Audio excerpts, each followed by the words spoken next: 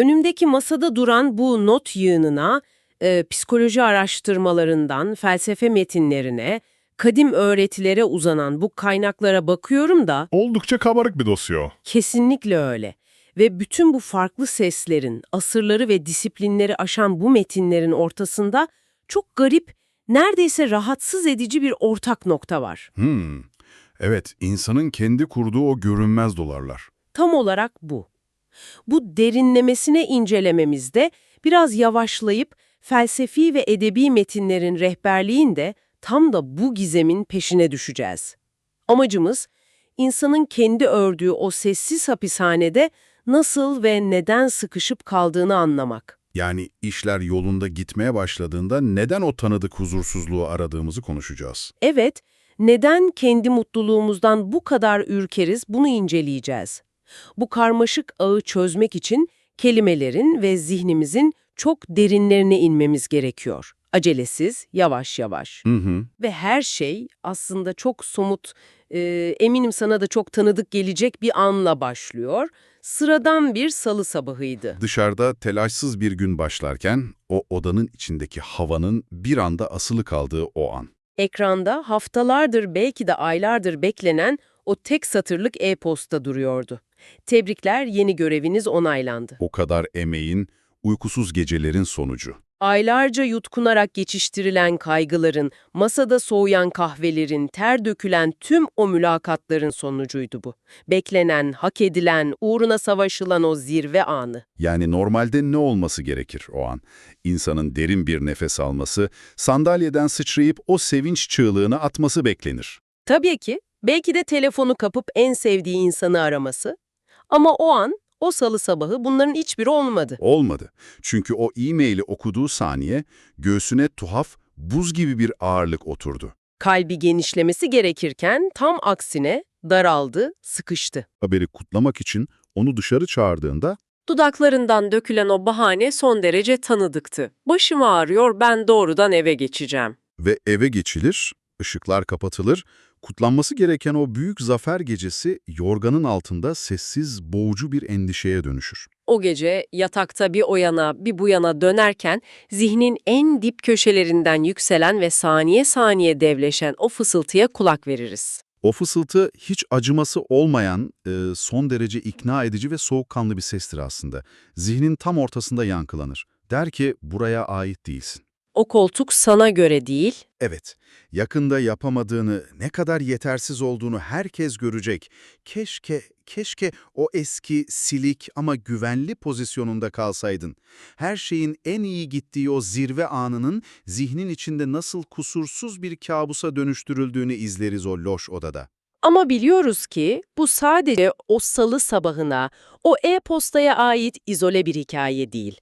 Bu senin hikayen, benim hikayem. Hayatımızın bir noktasında hepimizin omuzlarına çöken o tanıdık gölge bu. Bir şeye çok isteriz. Huzurlu bir ilişki, beklediğimiz o mesleki takdir ya da sadece borçsuz, sessiz bir hayat. Ama tam ona yaklaşırken, tam o araladığımız kapıdan içeri adımımızı atacakken, Neden kendi kendimize çelme takarız? evet, neden? İşler ne zaman iyi gitmeye başlasa, tam her şey yoluna girmişken, içimizden yükselen o kesin kötü bir şey olacak kaygısı. Neden kendi mutluluğumuza bu kadar yabancıyız biz? Şöyle, aslında burada çok temel bir sinir bilimsel mekanizma devreye giriyor. İşin mutfağına baktığımızda beynimizin kusursuz bir tahmin makinesi olduğunu görürüz. Enerjiyi korumak için, değil mi? Kesinlikle. Beyin enerjiyi korumak üzere tasarlanmıştır.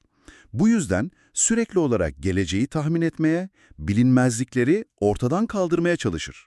Çünkü bilinmezlik, beyin için devasa bir enerji sarfiyatı demektir. Yani bir tehlikeyi önceden bilmek ve ona hazırlanmak, ansızın gelen bir sürprizle başa çıkmaktan çok daha az yorucu. Bu sürpriz iyi bir şey olsa bile. Hatta özellikle iyi bir şeyse, beyin o yeni ve güzel olan durumu, kurallarını henüz bilmediğim potansiyel bir tehlike alanı olarak algılıyor. Tıpkı harika geçen bir pazar öğleden sonrasını zehirlememiz gibi. Güneş batıyor, elinde kahven var, her şey kusursuz. Ama birden zihnine pazartesi sabahı yapacağın o zorlu toplantı düşüyor. Ve o an pazar akşamının huzurunu kendi ellerinle mahvediyorsun. Neden? Çünkü pazartesinin belirsiz stresiyle o an yüzleşmek, pazarın o savunmasız huzurunda asılı kalmaktan daha güvenli hissettiriyor beyne. Harika bir benzetme bu. Bir nevi arabayı el freni çekiliyken kullanmaya devam etmek gibi, sürtünme var, koku var, araç zorlanıyor. Ama o gerilime öylesine alışmışız ki, freni indirdiğimizde arabanın kendi ivmesiyle o haritasız yolda kayıp gitmesi bizi dehşete düşürüyor. Tam olarak o el freninin yarattığı tanıdık sürtünmeyi arıyor zihin. Amigdala, öngörülebilir acıyı, öngörülemeyen bir mutluluğa tercih ediyor. Ben bu stresi tanıyorum, burada nasıl hayatta kalacağımı biliyorum diyor. Evet. Ama bu yeni başarı, bu yeni huzur, burası tamamen haritasız bir bölge. İşte tam da bu gerçeği edebiyatın diliyle çok daha çarpıcı bir şekilde görebiliyoruz kaynaklarımızda. Kobo Abe'nin notlarına geliyoruz sanırım. Kobo Abe'nin o sarsıcı metni Kumların Kadını, bize zihnin bu haritasız bölgeden kaçışını anlatan puslu, ağır bir ayna tutuyor. O ayna okurken bile insanın nefesini daraltan bir ayna doğrusu. Öyle. Abe o hikayede bir çukura hapsedilen bir adamı resmeder. Ama bu çukur sıradan bir yer değildir. Durmadan her saniye kayan kumlarla dolan devasa bir hapishanedir. Adam hayatta kalmak, o kumların altında boğulmamak için her gün sürekli küreklemek zorunda, sürekli o kumu temizlemeli. Evet. Ve başlangıçta adamın içindeki yaşama gücü haklı bir öfkeyle doludur. Kaçmak için çırpınır, tırnaklarıyla o kumdan duvarları kazır. Yukarıdaki o geniş gökyüzüne ulaşmak için isyan eder. Çünkü doğası gereği özgürlüğü arzular insan. Kumların bedenini çürütmesine, o anlamsız eziyete katlanmak istemez. Başlangıçtaki bu isyan çok insani, çok anlaşılır. Mantıklı olan da budur zaten. Ancak zaman o çukurun içinde farklı akar. Aylar, belki yıllar geçer. O kum taneleri tenine işledikçe isyanın ateşi yavaş yavaş söner. Ve yerini o bitmek bilmeyen kürek sesine, o ağır ritüele bırakır. Aynen öyle. Adam o çukura, sırtındaki o dinmeyen ağrıya öylesine alışır ki, çukur artık onun hapishanesi değil, evi, dünyasının ta kendisi haline gelir. Ve hikayenin bizi asıl donduran anı burada başlıyor. Bir gün yukarıdan o çukura bir ip merdiven sarkıtılır. Fırsat oradadır. Sadece elini uzatıp tırmanması gerekir. Özgürlük, gökyüzü, rüzgar, hepsi o merdivenin ucundadır. Ama adam o merdivene bakar. Uzun uzun bakar o iplere. Tırmanmak yerine yavaşça geri çekilir ve o dondurucu cümleyi kurar. Kaçmak için aceleye gerek yok. Nasılsa burayı biliyorum. Özgürlük, alışılmış olan o acıya kurban edilir o anda. Yukarıdaki o alabildiğine geniş ve yabancı gökyüzünden korkar, hayatının fırsatını elinin tersiyle iter. Bir dakika, bu noktada biraz durmamız lazım. AB'nin tasvir ettiği bu tablo son derece ağır, evet. Ama dürüst olmak gerekirse ilk bakışta aklın sınırlarını fena halde zorluyor. Nasıl zorluyor? Biraz açar mısın? İnsan onca zaman kurtulmak istediği bedeni ve ruhu için düpedüz işkence olan o acıdan sırf tanıdık diye neden vazgeçemesin ki? Yukarıdaki hayat ne kadar belirsiz olursa olsun her halükarda o dipsiz çukurda tükenmekten daha az acı verici değil mi? Neden itiyoruz o merdiveni? Dışarıdan bakıldığında mantığın iflas ettiği yer gibi duruyor, haklısın. Ama zihnin o karanlık çekirdeğinde korkunç bir tutarlılığı var bunun. Senin bu isyanına Rumen düşünür Emil Cioran çok sert bir yanıt veriyor. O da mı mantıklı buluyor o merdiveni itmeyi? Buluyor. Masadaki Cioran notlarına baktığımızda o merdiveni itmenin akıl dışı olmadığını söylüyor bize. Çünkü insan zihni gelecekteki olası fırtınalara karşı kendini korumak için yıkıcı bir savunma mekanizması kurar. Biz buna peşinen acı çekmek diyebiliriz. Peşinen acı çekmek, yani fırtına henüz ufukta bile görünmezken sırf kopma ihtimali var diye kendi gemimizin gövdesine delik mi açıyoruz? Tam olarak bu. Kendi arabamızın fren tellerini kesiyoruz ki yolda kaza yaparsak zaten frenler bozuktu, benim suçum değildi diyebilelim. Çok doğru. Kaynaklardaki felaketin konforu kavramı tam olarak bu durumu açıklar. İşler iyi gittiğinde, o salı sabahı mülakatı geçtiğinde uyanan o kaygının arkasındaki fısıltıyı deşifre eder Cioran. Zihin sana der ki, eğer şimdi mutlu olursam, ileride bu mutluluk bittiğinde canım çok daha fazla yanacak. Hayatın o belirsiz geleceğin beni ansızın vurmasına izin vermeyeyim. Evet, en iyisi bu güzel şeyi kendi ellerimle yıkayım. Bu inanılmaz derecede sarsıcı.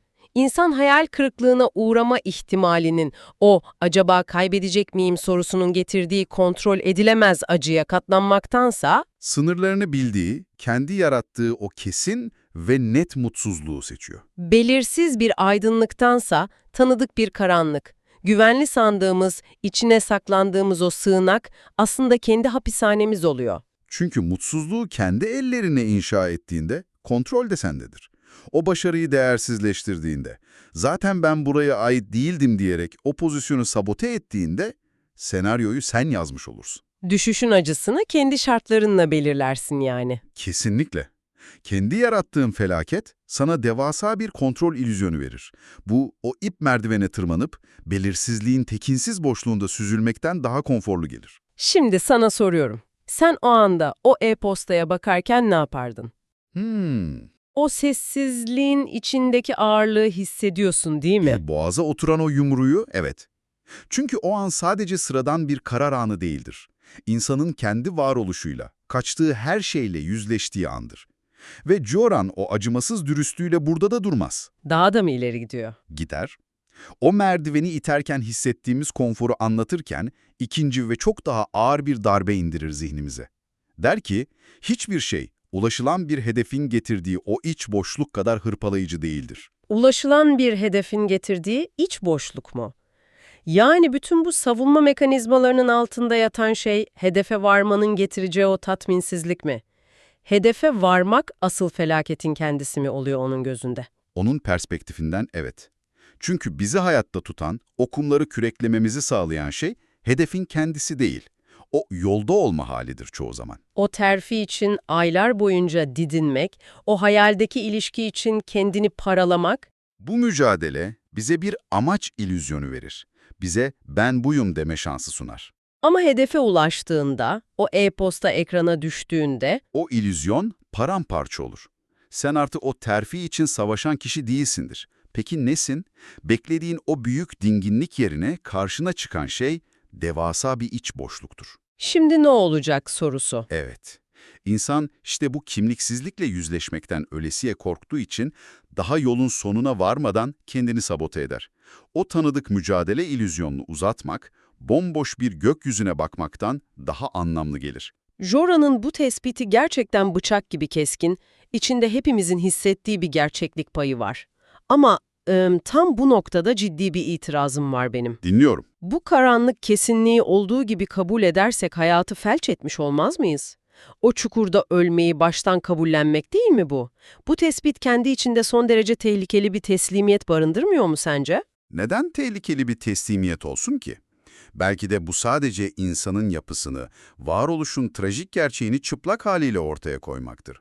Hedefe varmanın getireceği o hayal kırıklığını önceden görmek, illüzyonlardan arınmış bir gerçekçilik olamaz mı? Olamaz, çünkü bu bakış açısı insanın sonsuza dek o kum dolu çukurda kalmasını meşrulaştırır. Merdiveni her gelişinde itmek için kusursuz bir bahane sunar bize.